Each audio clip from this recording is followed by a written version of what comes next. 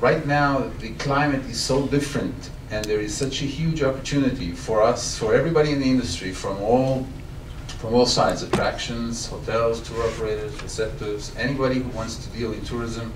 The time is now. First of all, international tourism brings new money to the country. When somebody from, as you mentioned before, from Atlanta or from New York or from Memphis comes to Georgia, they spend American money. But when somebody comes from Brazil, they spend their money, which they took from us years ago, but now they're bringing it back. And that for our economy can only do good, because that's outside money coming in to grow the economy. And tourism is considered a double export. First time when we sell them the package, they pay us from Brazil to here. And the second time when they come here, they spend and they use that package here, they spend the second time. So in the government circles, international tourism is considered a double export. And the idea is obviously in one of Obama's initiatives is to double exports, and that exactly plays into it. And it's one of the only markets or the only industries that has a surplus in the profit and loss balance for the government right now. So the government has finally recognized that tourism is a growth market and a good money market.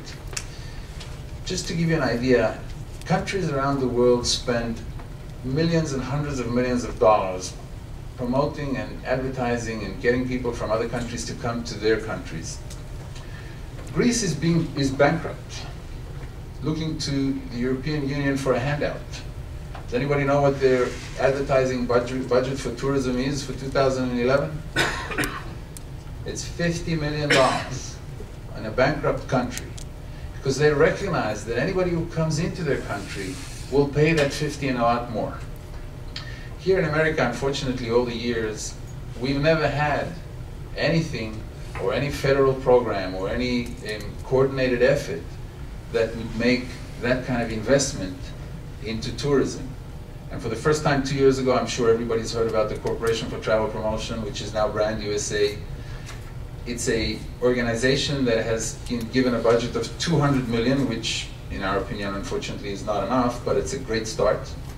And compared to Australia, for example, that spend 175 million up every year to bring tourists from all over the world to their country, it's not much considering the size of our country, but it's a great start.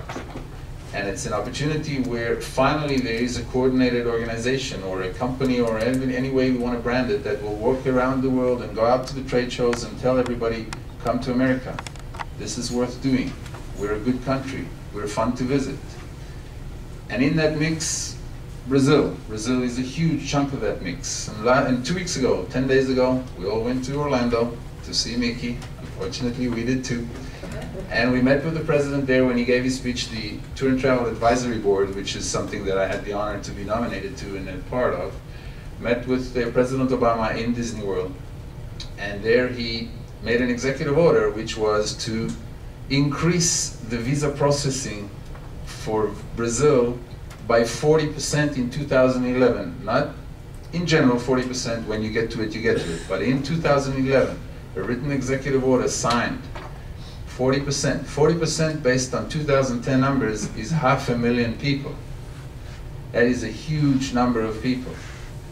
So visas have always been a problem, and the wait times, and we've all heard the stories, and we've all heard the arguments about the wait times, and they're coming down, and the state is doing everything they can possible to process these visas quickly and to get people moving.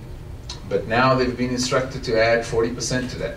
So now the pool from Brazil, which is 1.2, maybe 1.3 million for 2011, we're trying for 2012 to get to 1.7, maybe 1.8, even 2 million people.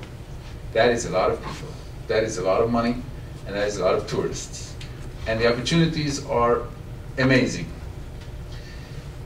Where do we fit in all of this, or receptives fit in all of this? There's so much money flying around. The question is, how do we catch it, and how do we put it in our pockets and not in somebody else's pockets? And here in Georgia, unfortunately, I'm sorry to say, being from New York, I can't say that, you have a problem. You're only second, you're not first. Sorry, but that's our job.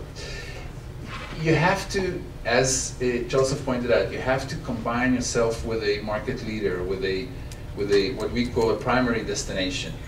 You have to take your product and combine it with one of the top 5, as we call them, which is obviously New York, Florida, California and Nevada. Those are the draws. There's nothing we can do to change that. That's the way it is. People that come to America through the Hollywood movies, through television, through all the stories, they always start with all those, one of those five. They all want to see one of those five, and only second and third time visitors come to alternate destinations, what we call secondary markets, secondary destinations. And the competition for these travelers is fierce.